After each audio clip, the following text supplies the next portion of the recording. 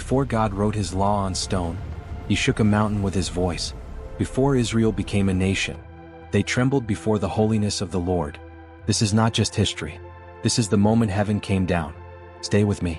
Do not turn away, because what happens on this mountain will define who God is and who his people are.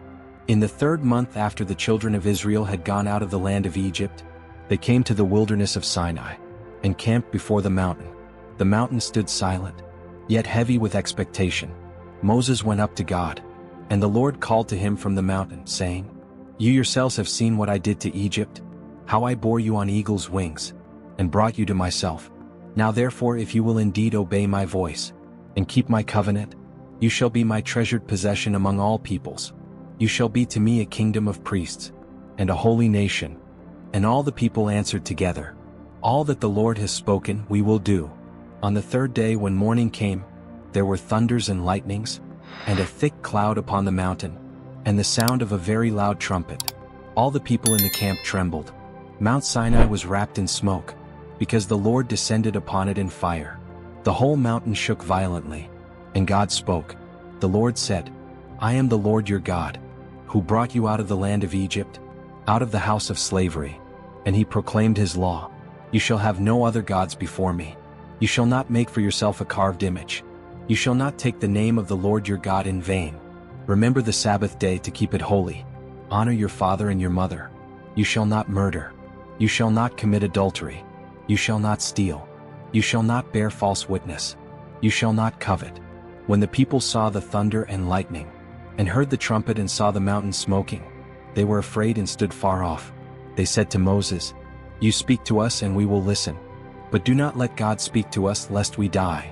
But Moses said to the people, "Do not fear, for God has come to test you, that the fear of him may be before you, that you may not sin."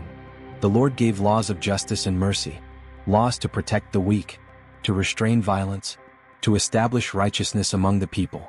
And he promised, "Behold, I send an angel before you, to guard you on the way, and to bring you to the place I have prepared." Moses built an altar. He took the blood and sprinkled it on the people and said, "Behold the blood of the covenant that the Lord has made with you." The glory of the Lord appeared, like a devouring fire on the top of the mountain. And Moses entered the cloud, and remained there 40 days and 40 nights. The tabernacle, God dwelling among men. The Lord spoke, saying, "Let them make me a sanctuary, that I may dwell among them." He gave precise instructions: the ark of the covenant, the table of the bread of the presence, the lampstand of pure gold, the altar, the veil, and the most holy place, where his glory would dwell. He appointed Aaron and his sons as priests, clothed them in holy garments, anointed them, and consecrated them for his service. And the Lord said, "Above all you shall keep my Sabbaths, for this is a sign between me and you, throughout your generations." Finally, the Lord gave Moses 2 tablets of stone, written with the finger of God. Mount Sinai was no longer merely a mountain. It became the place where heaven met earth. God spoke, man trembled, and a covenant was sealed, with fire, cloud, blood, and glory. If this story stirred reverence in your heart, do not let it pass in silence. Subscribe to this channel to continue walking through the Word of God, one sacred story at a time. May the fear of the Lord lead you not to terror, but to obedience and life.